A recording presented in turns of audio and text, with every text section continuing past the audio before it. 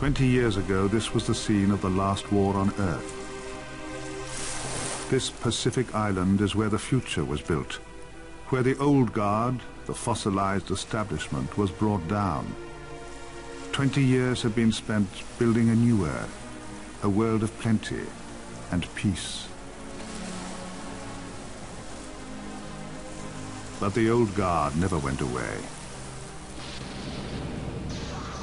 The remaining monsters of the 20th century, the death lovers, the power brokers, the old men who lived on theft and hate, have formed a cabal with the intent to break the world apart. With new machinery unimagined by the outside world, they have incorporated the island into a newly grown chicane of similar islands. The Earth literally forced by machines to throw islands up into an artificial design. The cabal control their operations from the shielded island in the center of the chicane. Operations for war against a world that's given war up.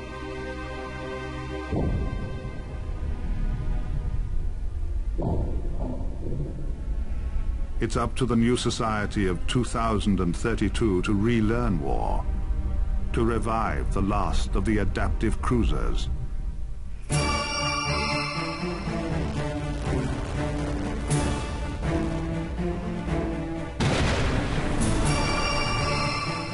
Give it the ability to lend battle vehicles autonomous control by bonding their systems with the chip-contained minds of dead soldiers, and to send them all into the chicane to fight their way through to Island Zero and the nightmare waiting there to be set loose on the planet.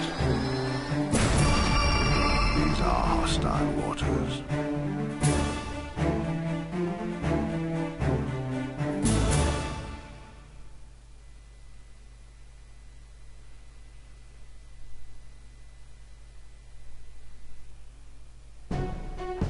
Why hello there, it's Satan101 and I am playing Hostile Waters.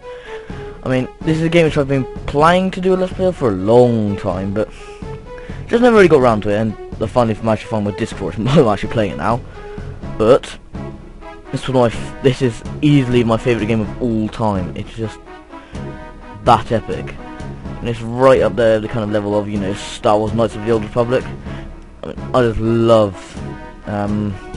I'm a sci-fi nerd, and well, basically a game which is about machines building other machines and other kind of stuff. Well, you'll see when I'm on about it. So I'm very good at explaining, but you'll see just how brilliant this game is when I get into it. I'm going to play. I have played it once again. This is a game that I have played before, but not in a very long time, and I've only played about the first 2 levels of it because I badly lost my disc. It's one of the greatest games ever made, and people just don't know enough about it. There aren't enough copies of the game, you can't even buy it anymore, as far as I can tell. It's just so underrated. But anyway, I'm going to be doing a nice Let's Play of it, so hopefully some more people get into it. I may need to turn my mouse sensitivity down, but we can do that later. I'll be quiet throughout the cutscenes.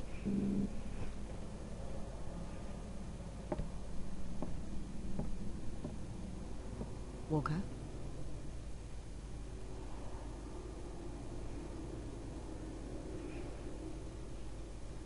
Walker?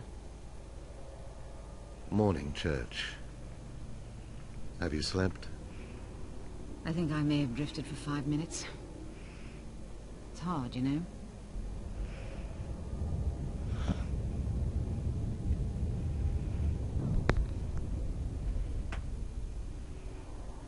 Church, I've had word from Minitech.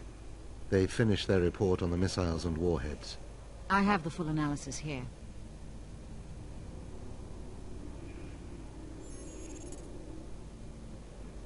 No heat signature, self-replicating fuel, fast strike. 70% of the missile capable of carrying payload. I skimmed through it on the way up here. There aren't many people who have access to these technologies. Any of these technologies, not anymore. A few of our people, 1 or 2 from Minitech, no more. We made sure of that. Over the past 20 years, we've had our agents keep close tabs on all the radicals, and none of them have developed any significant weaponry, certainly nothing of this magnitude. Maybe a new group. One that slipped through the system? Nobody slips through the system. We've got more agents out there than there are faction members. If there was a split, we'd know about it. For Christ's sake, we control most of them. They can't take a shit without us knowing about it. Who then? Come here.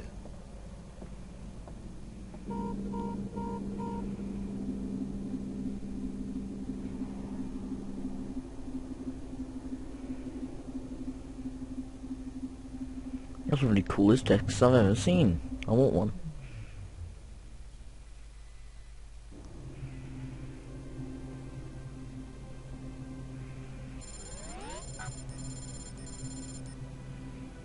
Some months ago it came to our attention that large shipments of raw materials were being routed to an island chicane in the Pacific Ocean.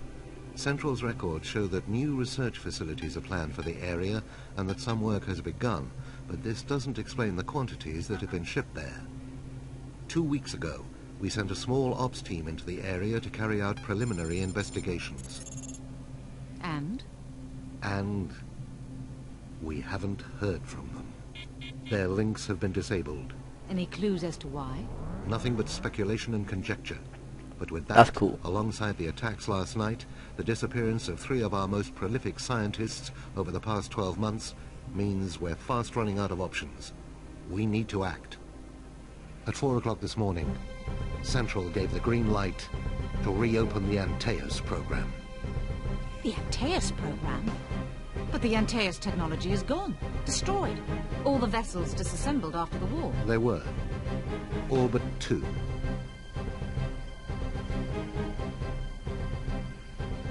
Look around you, Church. We use the same technology to purify the air, to provide food and clothing, to manage and maintain our environment. We've turned the technology into something that benefits every person in this city. Every inhabitant of the Earth. Yay for them.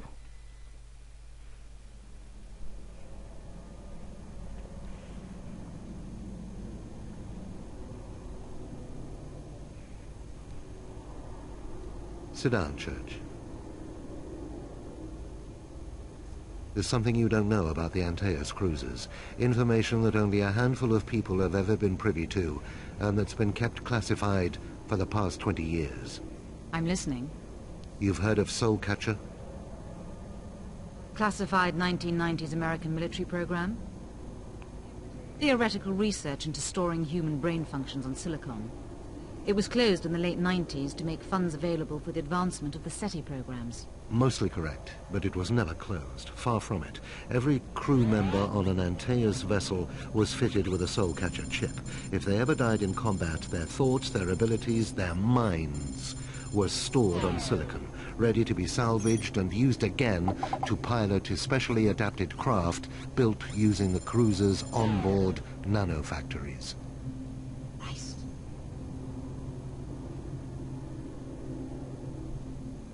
That's not all. The Soul Catcher system proved fine for most tasks, but it was crucial that the captain of a cruiser should always be corporeal, a real human with a real mind. This presented the scientists and technicians with a problem. The chips could survive being inactive for years on end, but how could a human be stored? How could they put a human being in stasis? The answer, unfortunately, was that they couldn't. So who? Walker. Sir? Church. Sir. Have you finished your briefing yet, Walker? No, sir. I was just... It'll have to wait. I've just heard from Central, and the news isn't good. Of the reactivations, only one has been successful. Antaeus Prototype 00. What about 04? Cerebral damage. It won't respond to the reactivation signal. We'll have to go with just the one cruiser. It's within a day of the last known position of the Spec Ops team, and is in a serviceable condition. When you say serviceable... Propulsion is I know my online. ears are itchy. Command is online. The net link is working. Scanners are online. The main guns are down. Replication is offline. Automated lifting is offline. How much can be repaired using the nano repair systems? Providing we're careful. Enough to hold the ship together. Until we can get it to a disused wet dock, situated 65 kilometers east of the current position. A mini-tech repair team is being dropped into the area at 2300 hours today. They're going to stay concealed until the cruiser is within an hour of the wet dock, just in case we're being observed. They'll then activate the automated service systems and dock the carrier. So cool. So very cool. There's an island lying off the bow of the cruiser. There should be enough scrap metal lying around there to get the creation engines back online. Now, I'm going to skip this bit because I already know all this. Basically, see all these blue bits? They're bits of scrap metal, and you can get certain vehicles to go and scan them and turn them into energy, which then is automatically just somehow spread across all the vehicles and ships. And then with those, you can later on in the end game go and build more vehicles and stuff like that. It's kind of like the money factor in this game. I'm going to skip that. But basically, you have to go and get some first just to get the cruiser back online. See? Go get some energy. Get this part, that stuff. I'll be back in a minute. I was going to go check my audio levels. Right, and we're back. So they're looking good. Audio levels seem fine. Saw some comments telling me that. I'm not entirely sure whether the mouse says if he's okay or not. I'm going to click onto that one and out. Why is that? Hold on. Can't be dealing with that shit. Trolls.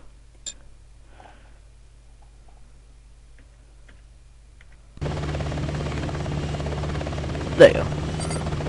I don't like having it inverted. Scanners are showing large amounts of metal concentrated to the southeast of the main crater. Oh no. Once you have dropped Scarab onto the most easterly of the two beaches, you should move up to this area, salvaging whatever you can on the way. Now I'm called the Pegasus right here, and what you can do is go and carry all around the other vehicles and bits of scrap and stuff. See?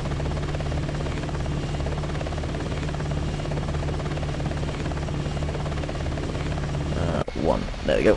See? I'm going to target the metals here, and then you'll see that down in the corner on the right hand side you'll see the bar charging. That's how much of it has been scanned and collected. See? Got some nice little bits of energy down there. I'll go scan that. Go away. Come on. Come on, come on, come on, come on, come on, charge. Yay! More. Nom nom nom nom nom. And you can see there's an energy meter down there to show how much you collected so far.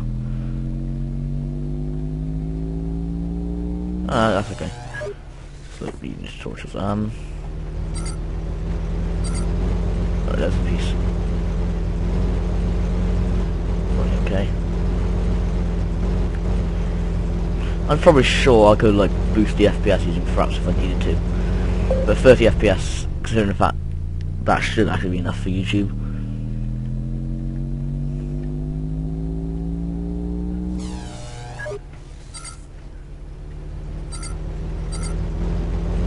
Let's go a bit over here.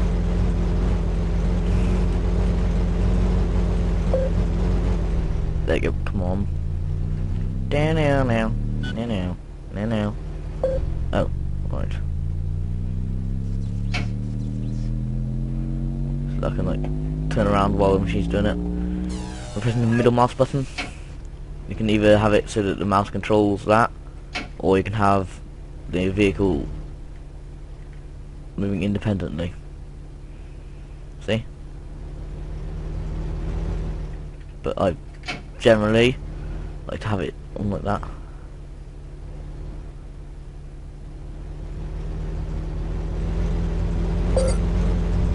I generally just have it so that where I'm looking, the vehicle tends to travel in that direction.